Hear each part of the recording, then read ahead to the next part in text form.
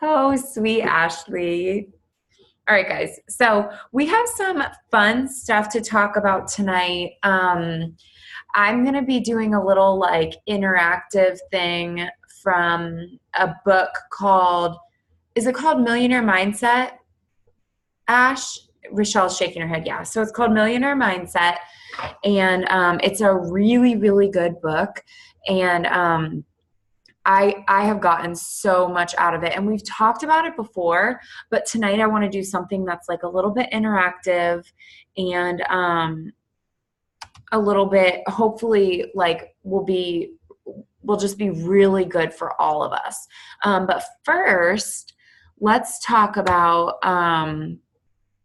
Ash, I want you to talk about the thing you learned the other day, that not that you learned it the other day, but the reminder that you got the other day that about maintaining or not maintaining, I guess you could say, and just kind of share that because when you said it to me, I was like, yes, like I agree 100% and this needs to be shared. So this is really important.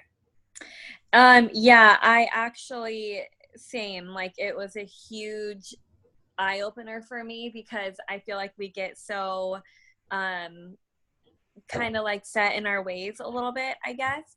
So the other day I was watching a training. I feel like everything I ever say starts with today I was watching a training.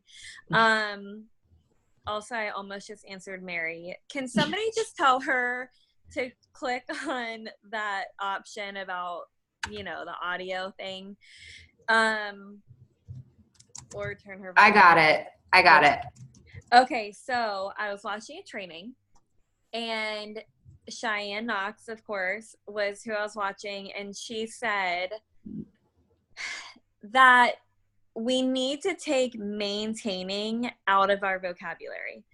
A few different reasons why, but that alone really like caught my attention because when if I personally if I'm not boxed for a promotion by a certain date, in my mind I'm like, okay, let's just maintain double, let's make sure my husband maintains double, like let's do this and this, and that's kind of how I finished the month.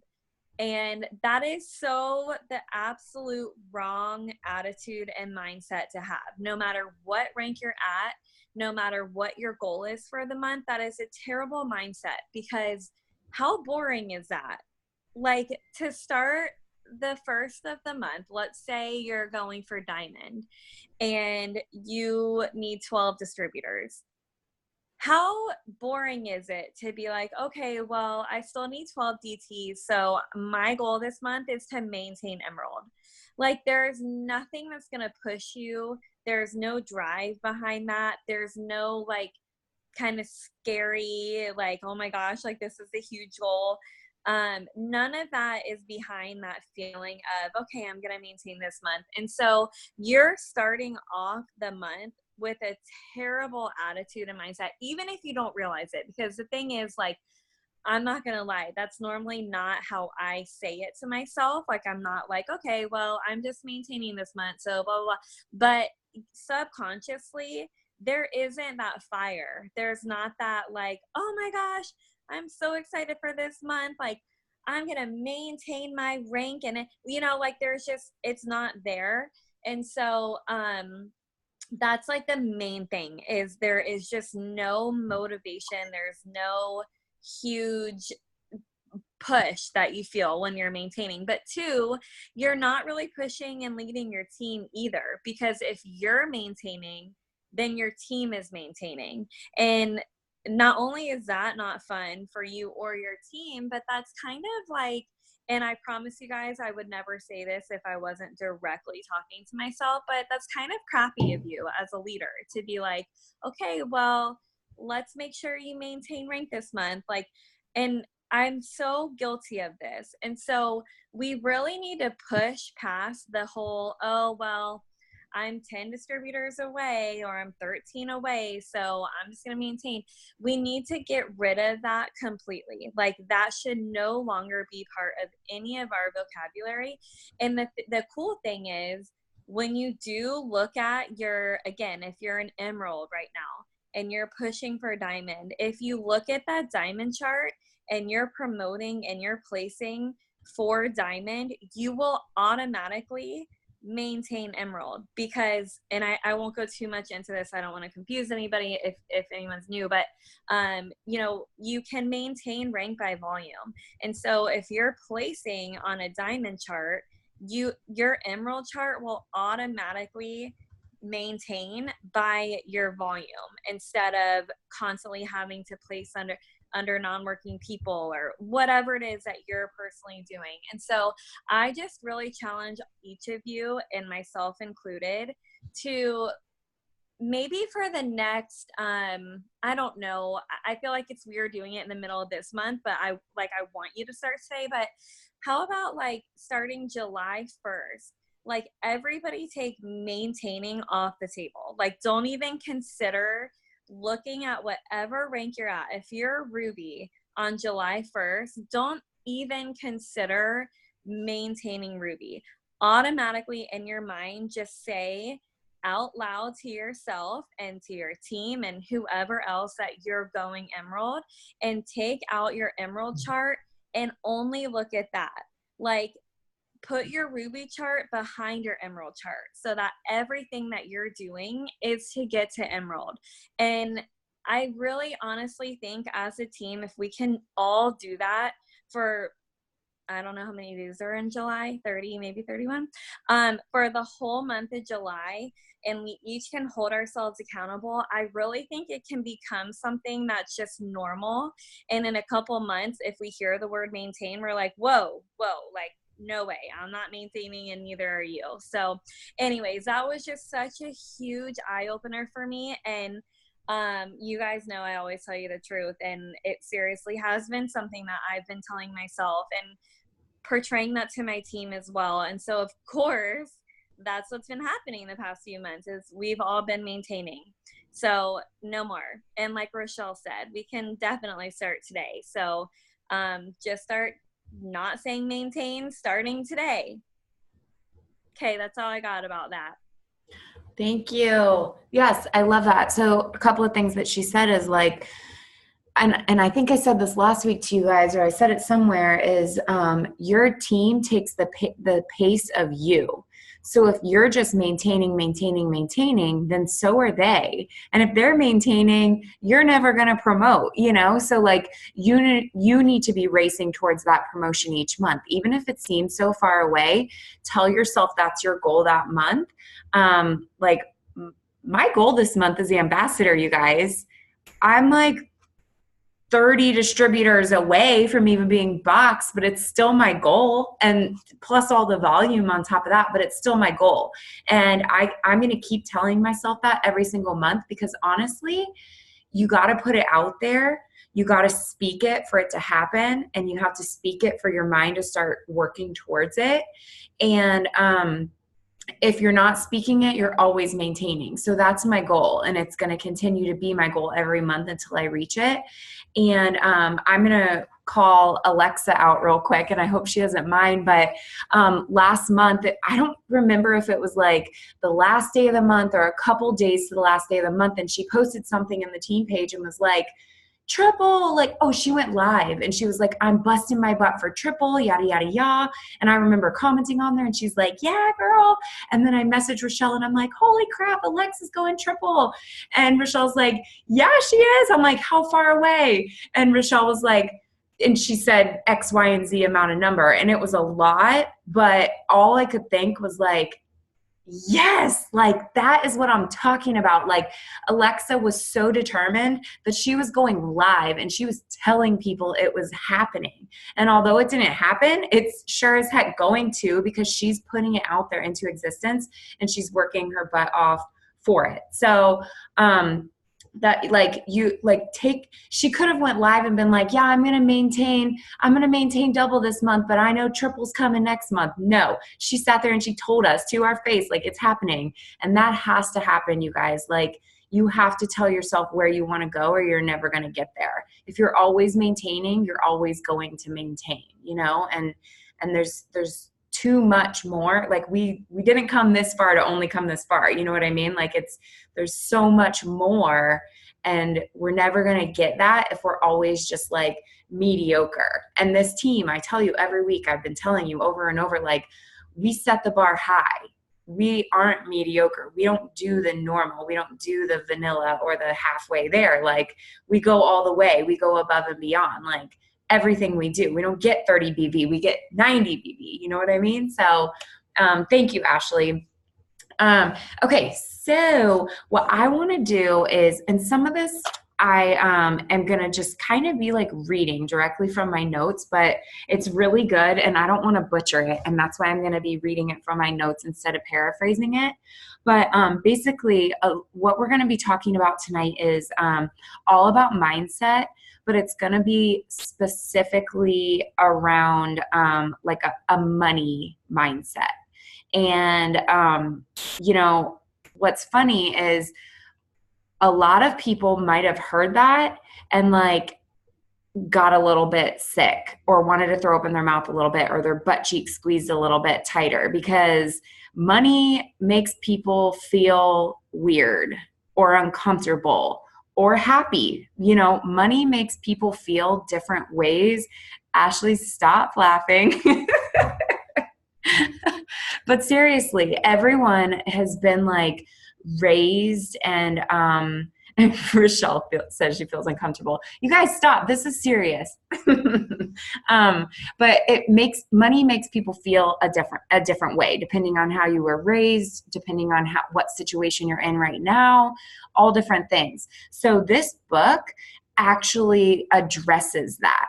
And depending on how you feel about money, this book teaches you to feel differently or to change your mindset about money. And I looked up the actual name because there's a few different books with similar titles. So I wanted to make sure if you guys do want to read this book or listen to it on Audible that you're reading the right one. And it's called, it has the longest title in the world. It's called Think Rich to Get Rich, Secrets of the Millionaire Mind, Mastering the Inner Game of Wealth, by T. Harv Eker. Obviously, we will share that in the chats because it's, like I said, the longest name in the world. But if you just search Secrets of the Millionaire Mind, it will come up. And it is just, it's a fantastic book. I'll say the author one more time so you make sure you're getting the right one. T. Harv, Harv, Eker, Eker. Someone share it in the chats for me if you can. But I'm going to open up my notes and just kind of start. And Ash, I'm going to get ready. I don't even see you anymore. Hopefully, there you are. Get ready, because I'm going to call you out in a minute, because I remember when you read the first part of this book, you messaged me and Rochelle and you were like, whoa, I just had an aha moment and I kind of want to throw up a little bit. And so I want you to share that, but let me read this first. So, where is your financial thermostat set? Is it set way up high for wealth and abundance, or way down low for not enough? Is it set for striving or thriving? And that kind of goes back to the whole like maintaining or promoting thing. Same idea, right? So the answer is easy. Just look at your life. Your thoughts and beliefs about money are reflected in precise detail in your environment. What is your environment telling you? Whether you live a life of wealth, poverty, or somewhere in between. Sorry, screen sharing. I don't know how to stop the screen sharing. There we go. Sorry, you guys. Okay. Your thoughts and beliefs about money are reflected in precise detail in your environment. What is your environment telling you? Whether you live in a life of wealth, poverty, or somewhere in between, it's all determined by where your financial thermostat is set. Your financial thermostat is so hardwired that whether you experience a major setback or a huge windfall, ultimately you will find yourself back where you started. That's why lottery winners are so often broke again in 2 years. If your financial thermostat is set for poverty, any wealth that comes to you will be a memory before you know it. On the other hand, if your financial thermostat is set for Midas touch, You will move through any financial reversals and regain or exceed your high level of prosperity with ease and grace. Think of Donald Trump. Even though at one point he was more than $2 billion in debt, his financial thermostat is set for billionaire, and he's back on top with an estimated net worth of $5 billion.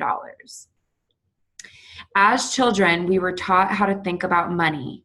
We were taught how much or how little we can have and how difficult or easy it is to come by. Some of us were taught to think of rich people as greedy and to believe that having money is bad or not spiritual. Although your financial thermostat was set in childhood by others, the good news is that it's your thermostat now and you can reset it for any level of prosperity you desire.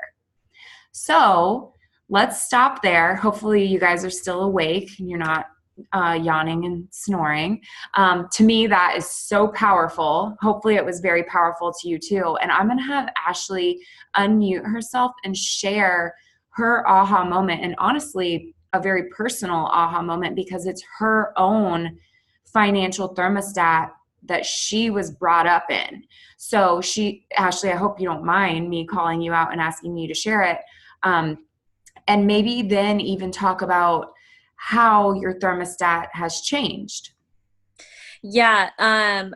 Well, this book, it's the first book I've ever read that even made me think about this, because for those of you who haven't read this, we put it in the chat. Honestly, if you're reading a book now, finish it and then read this next, because it's very it's like almost therapeutic. It was not what I expected it to be.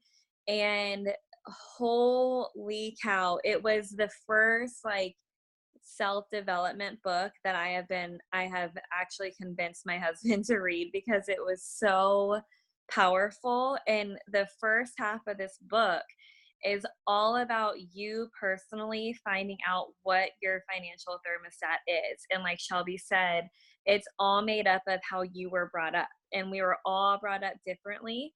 And then the second half is how to change that and how to make it to whatever you want it to be. And so for me, of course, the whole book is amazing, but for me, the first half was the most um, eye-opening, because like I said, I've never really thought of it that way. And so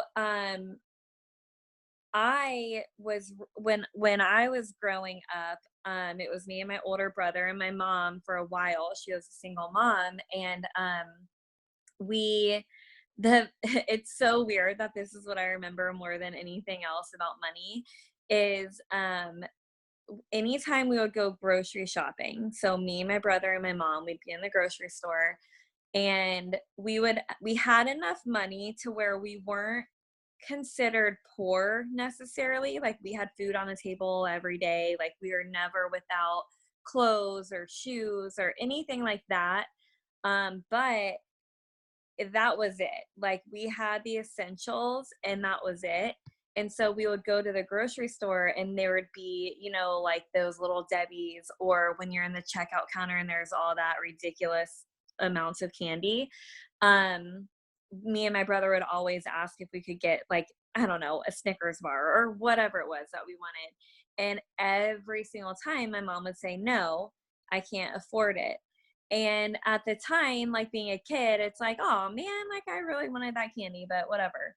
And so, but when you go through that every week, and then, like just any extra things, it was, I got to the point where I almost kind of felt bad, like asking if there was an extracurricular activity that maybe costed more money that I wanted to do. I would kind of get to the point where I didn't really ask my mom, because I already knew her answer would be no, I can't afford it.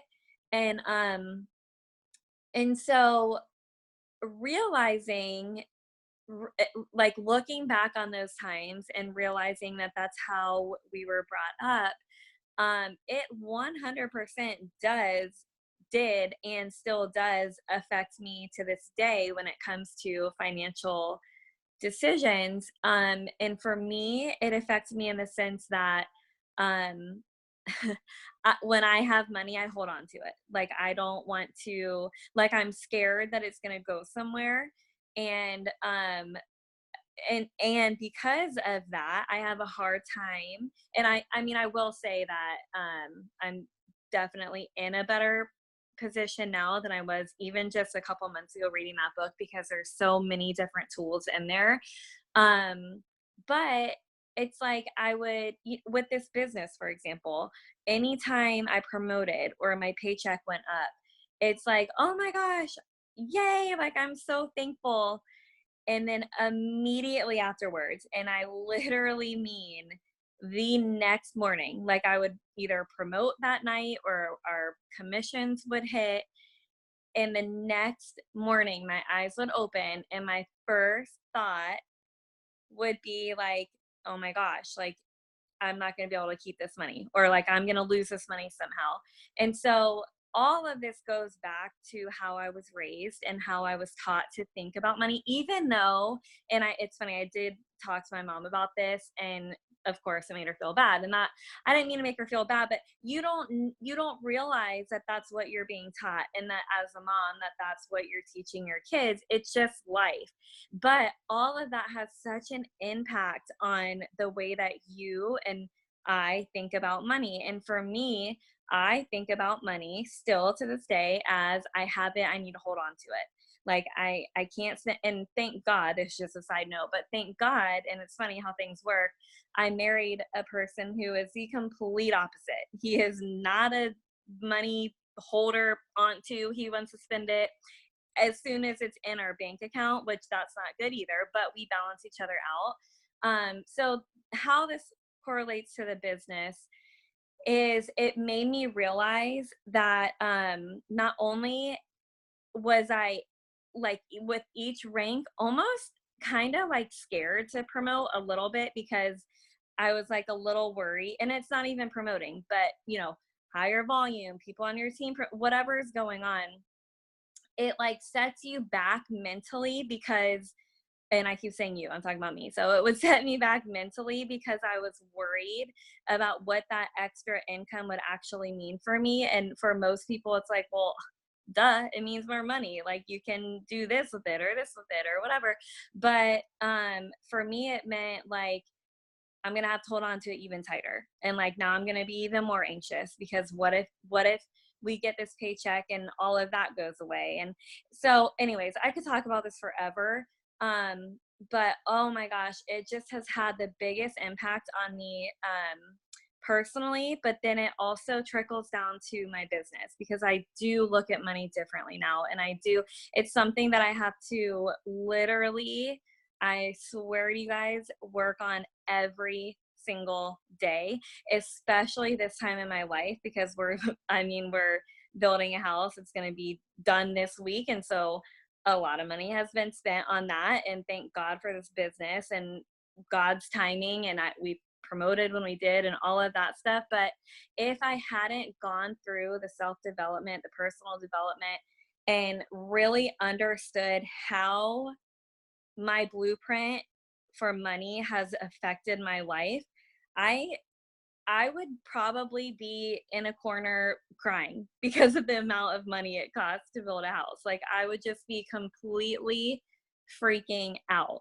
And so again, like what I said when I started this was, if you guys haven't read this book, I swear to you, it's going to change everything for you personally, but it will trickle down to your business. And it, like, I can say that until I'm blue in the face, but you won't really understand that until you read the book and you actually do the things that he says for you to do to really grasp what your compass, what your blueprint is. And one last thing and I'm done, but another thing that he says in the book is, so many people, and I bet you there's people on this Zoom right now, so many people will say, if you ask them, how much money do you want to make, whether that be monthly, yearly, whatever, I would say, I don't know if he even gives a percentage, but whatever. Like I said, plenty of you would say this.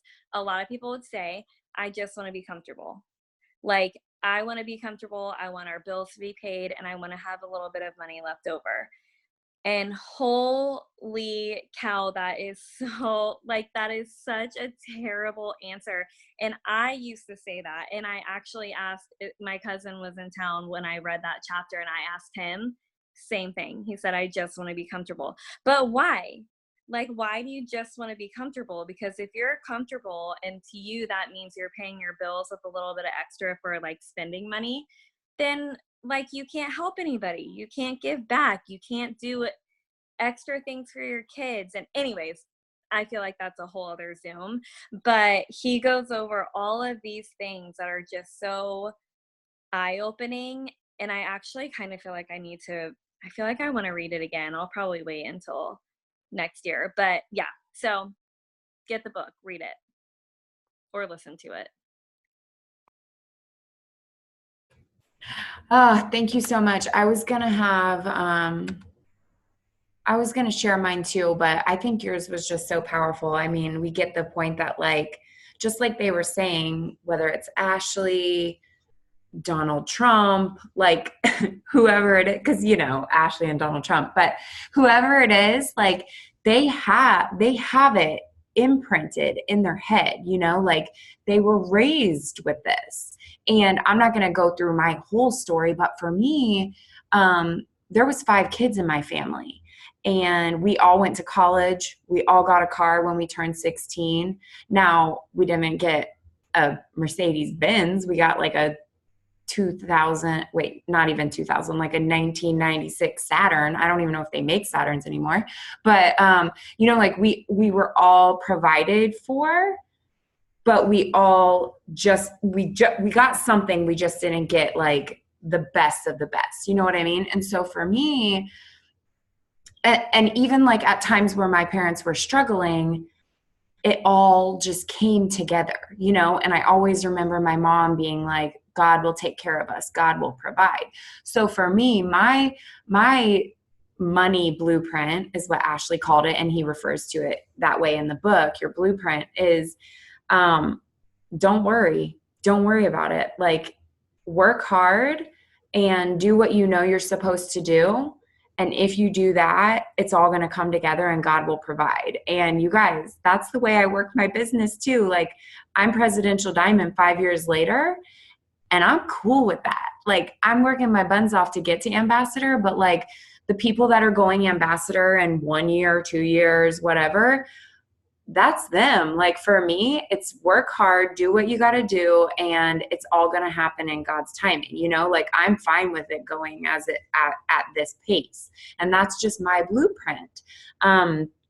And so, like I said, I'm not going to go way into it because Ashley already shared a great example, but everyone has their blueprint. So I tried to scroll through and see if anyone's driving. A lot of people have their camera turned off, so I don't really know. But for those of you that I can see your beautiful smiling face, I always see Emily. Hey, Emily.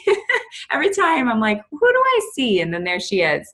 I want you guys to, if you're not driving, to pull out just a piece of paper and a pen, or even if you want to do this on your iPad or whatever. And I want to do a little quiz with you guys. These answers are going to be very personal. I'm not going to ask anybody to share. I just want you to really think about this for yourself and figure out, because some of you might be like, well, I don't even know what my blueprint is. I'm going to mute everyone really quick. I think we had some new people jump on. You might not even really know what your blueprint is. So this will help you figure it out based on your past and your present.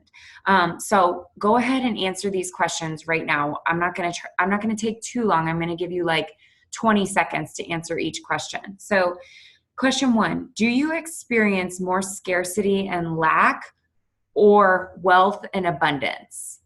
And this just is like, everyday life, or think about your last year, or maybe even your last 5 years.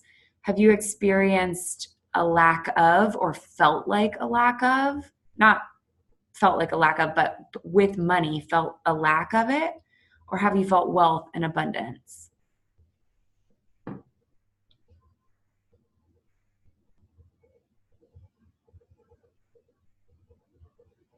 Question number 2. Do you believe you can have what you truly desire, or do you settle for what you think you can afford?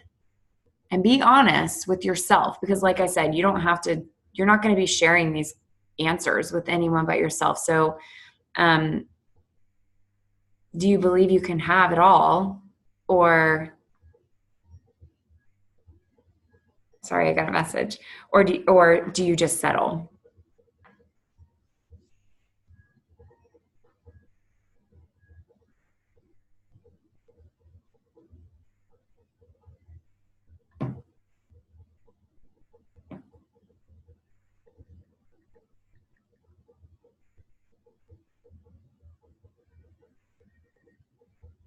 Okay. I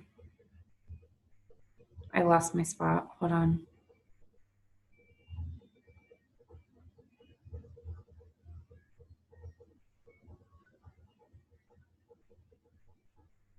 Okay. Question number 3. Are you a good money manager, or does money slip through your fingers? Ugh. I see some of your faces.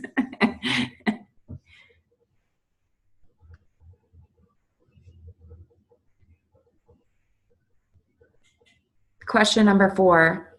Do you work hard for your money, or do you let your money work hard for you?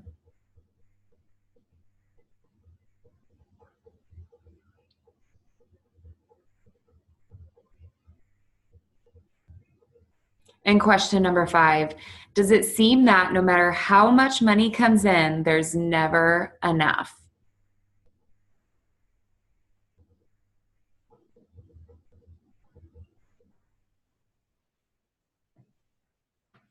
Okay, so now that you've answered those questions, hopefully you were able to um, get an idea of like where your head is at when it comes to money.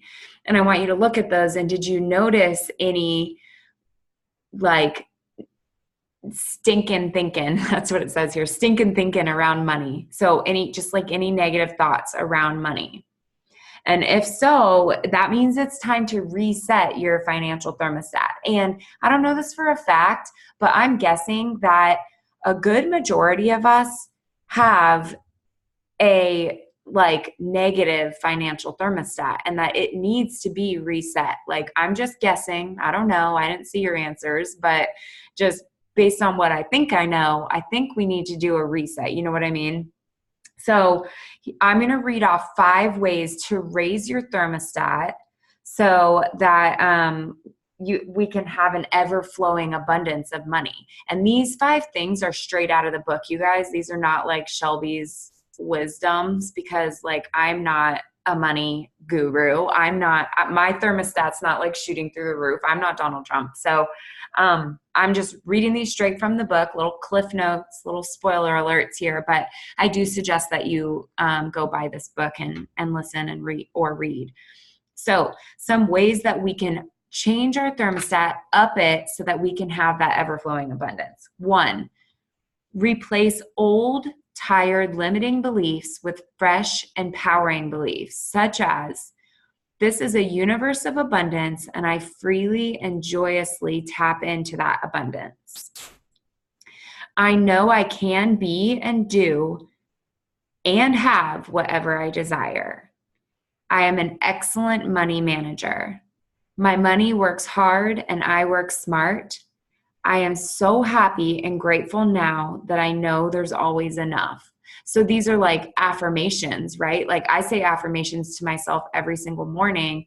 I think he actually says in the book, though, that he doesn't do affirmation. He calls them something else, but they're basically affirmations where you're telling yourself who you are and what you believe. So it might not be these things specifically. These are very general, but basically like affirmations about yourself and about money, and changing those affirmations to be the things you want yourself to feel about money. So if you want, let's take like, what time is it? 10:08. Let's take like 30 to 60 seconds to quickly write down 5 affirmations about money that you want to say out loud that you can say to yourself, repeat to yourself every day. So I'm going to pull out my pen too and do this. And we'll just take like 30 seconds real quick.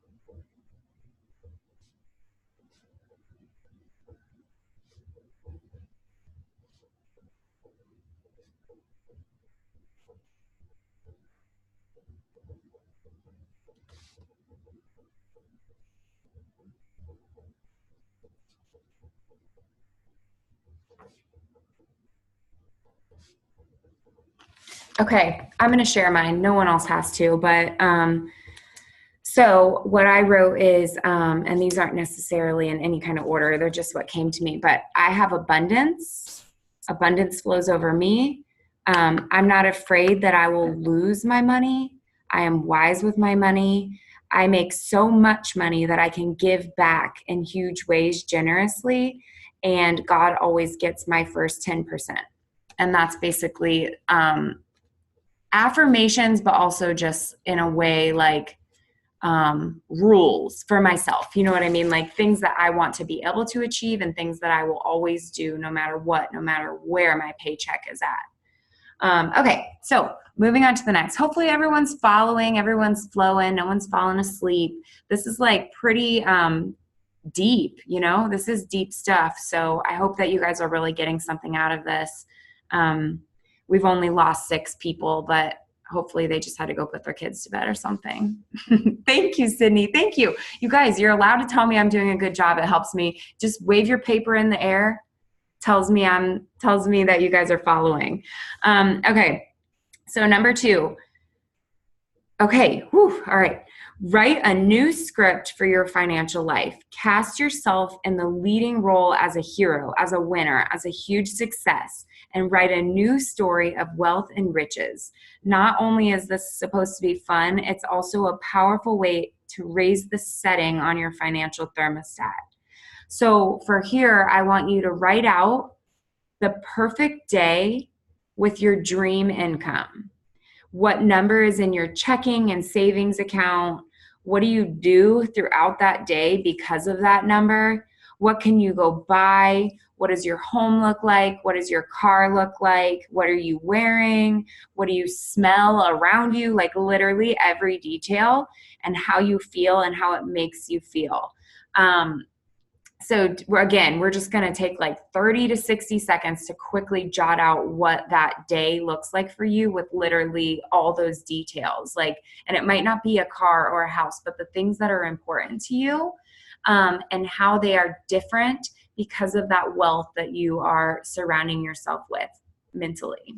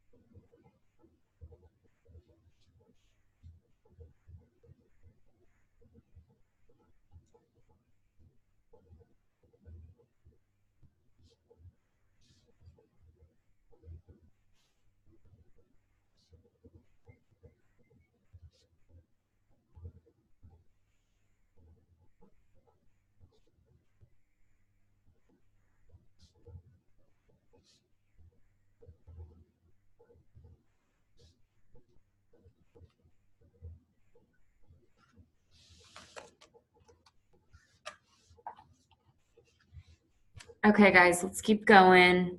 Hopefully, you had a chance to write a few things down, and you can always go back to this too. And I'm happy to share these questions on the team page as well. Okay, number three, um, keep an abundance journal and record every penny that comes to you. When you receive income in any form, write it down, appreciate it, and declare with joy, I am a money magnet. So this is just something that you guys can decide to do for yourself, but it's almost like, and I think he might have even said this in the book too, or I might be thinking of something else, but it's almost like a food journal, right? So like when you're writing down, you're like, oh, I ate great today. But then you actually write down in your journal what you ate and you're like, oh, I had a Snickers for lunch. Like, how did I forget that? Like until you're writing it down, you don't realize how terrible or wonderful you may be doing. So like keeping a journal of the money coming in, the money coming out, where it's going and why, and like how it's making you feel. And, it helps you, it just helps you understand what's going on with your money. So that's just something that you guys can choose to start doing. Shelby, Yeah. what was the second half of it? Keep an abundance journal, record every penny that comes to you, and then what? When you receive income in any way, any form, write it down, appreciate it, and declare with joy, I am a money magnet. Okay, thank you. Okay, so moving on to number 4. Commit to your financial success. Stay focused on the level of prosperity you desire.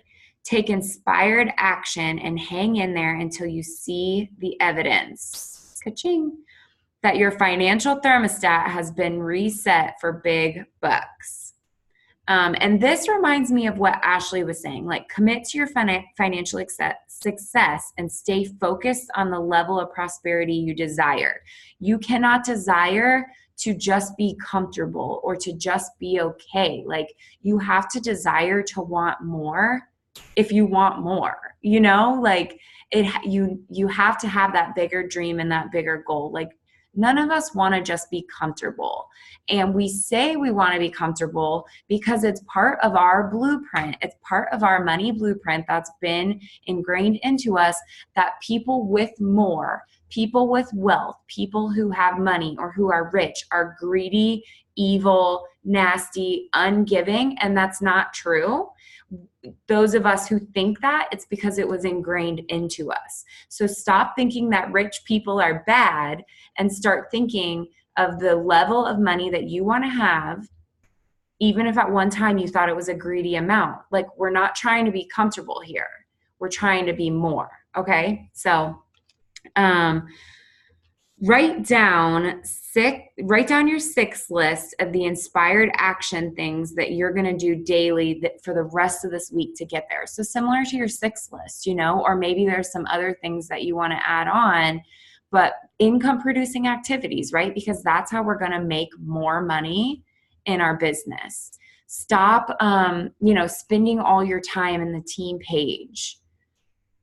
Stop. I'm trying to think of some other things. Stop the scroll hole. Stop scrolling through, stop going to the girl who you wish you were or who you wish you had their closet, and like scrolling through and seeing all their outfits. If somebody's making you feel bad about yourself because they're super cute, block them, like they're not making you more money by you wishing you had their wardrobe. Like start doing the things that are going to make you money. And there was a Zoom that I watched the other day where Courtney Bohr was on it.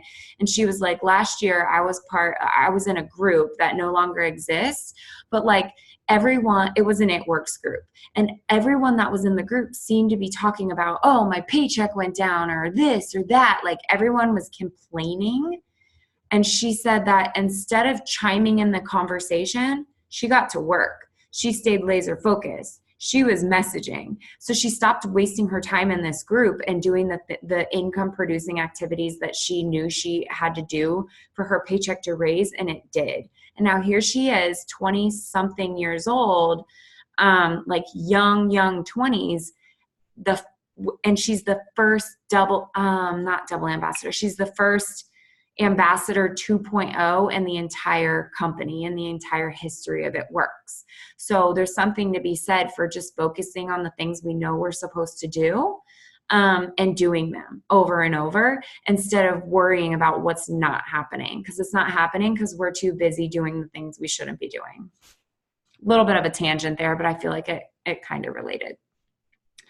And last thing, number 5, this kind of goes with it, but associate with positive, successful people.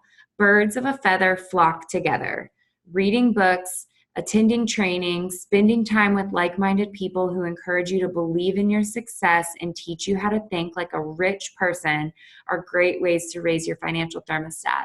And that's why we always tell you guys to show up to green carpet, buy the live stream, or show up to the event, the boot camp training events that we had. Go to conference, start planning for conference now. Show up on these weekly team Zooms. I'll tell you right now, if you haven't caught on, we have one every single Wednesday. We'll be here. You got to show up to go up. That's right, Taylor. So get your butt everywhere you can get it. No excuses, no excuses. And when you have no excuses, then you'll go to the top. You will. And then other than that, it's that same thing. Surround yourself with like-minded people, surround yourself with positivity. Same thing. If you're in a group if you're in a group chat and everyone's talking crap, leave. If my group chats, it's all positivity. And if I was put in a group chat that's quote unquote important and it's not positive or productive, I'm muting that bad boy. There's a couple that I have had to mute recently because I'm just like, nope, this isn't helping me become ambassador. So, birds of a feather flock together. Get yourself with those people who lift you up and who are making you a better person. And what book was it? I think it was Rachel Hollis. She said, if you're the smartest person in the room, you need to find yourself a new room because, or same goes, if you're the richest person, the smartest person, any of that, get a new room because you always need to be reaching up to somebody to do a little bit better or make a little more money or become a little bit smarter or, always bettering yourself in some way. So that's it. Those are our 5. What do you guys think? Are you ready to release any and all of your poverty consciousness that you have picked up along the way, all the way from being a child? Are you willing to consciously choose thoughts and actions that contribute to abundance and success? And as you raise your financial thermostat to allow more money, you are at the same time raising your overall vibration to allow in more love, more joy, more health, more confidence, more peace of mind, and more fun adventures of all kinds. It's a package deal when you do that. So take a minute now to imagine and savor how fantastic you're going to feel and how magnificent your life is going to become as you reset that financial thermostat to sky high Donald Trump level. I keep saying his name, but it's just because he's rich and he's rich for a reason, you guys.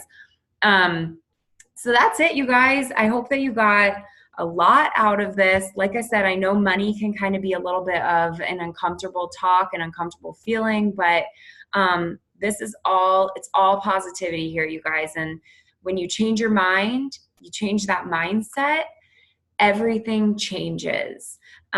So I hope that you guys got a lot out of it. I keep saying that, but I'm just I'm trying to look at everyone's faces and make sure everyone's awake. But that's it for tonight. I love you guys. Thank you so much for jumping on. This was recorded, so you can watch it again. I'll share this stuff in the team page too, just in case you really wanted those 5 bullet points to save or to share or whatever.